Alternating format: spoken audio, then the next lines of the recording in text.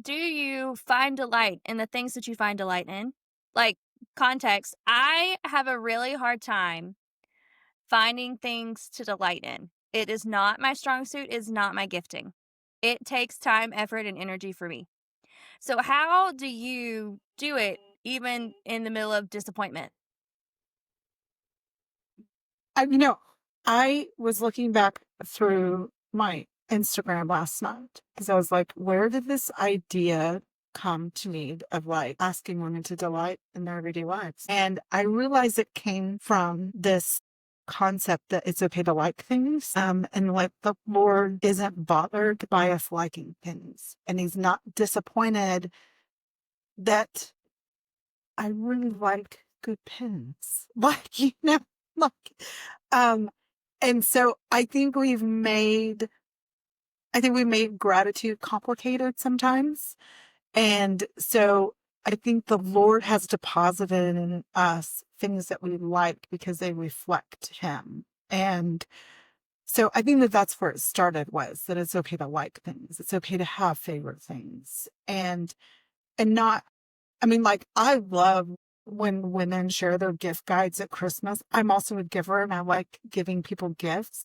But I think even if you take, like, I don't want to promote like consumerism, but like, it's okay to really enjoy sunsets and sunrises.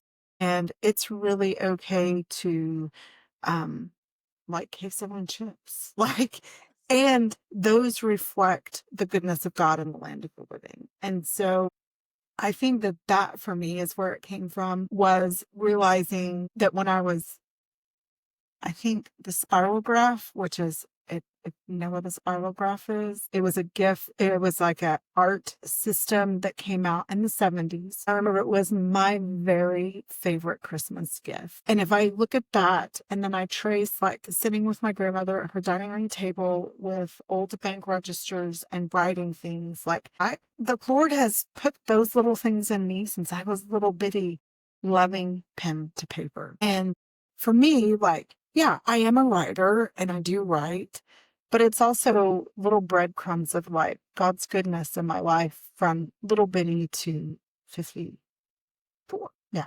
And, so that's where I think it started. And then I think also, I think scripturally it says, mourn with those who mourn and be joyful with those who are joyful. We live in a very both and kingdom of God on earth. And I always say on this side of heaven, Mhm. there's going to be heartache and there's going to be joy. And we're going to have to choose to fight our defeat with delight.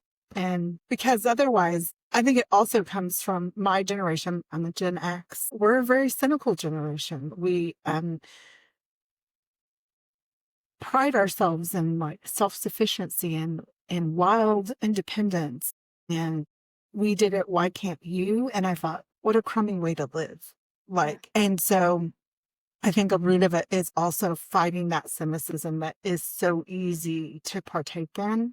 And I'm like, oh gosh, that's just strong arming joy. I choose cynicism. So that's kind of where it's rooted in. And like, this morning was not a great parenting morning, but I was like, you know what? We threw some whimsy in and I trimmed my own hair and I got to be on my first podcast and there's a cool breeze outside in Oklahoma today. Like fall has finally come, like I can hold both. And so I think it is. And that also came through adopting children. Also, this kind of both and that like it is both a joy and a heartbreak. Adoption is. And so it has threads in a lot of different places that kind of have come to this place where I love helping women kind of notice delight in their everyday life.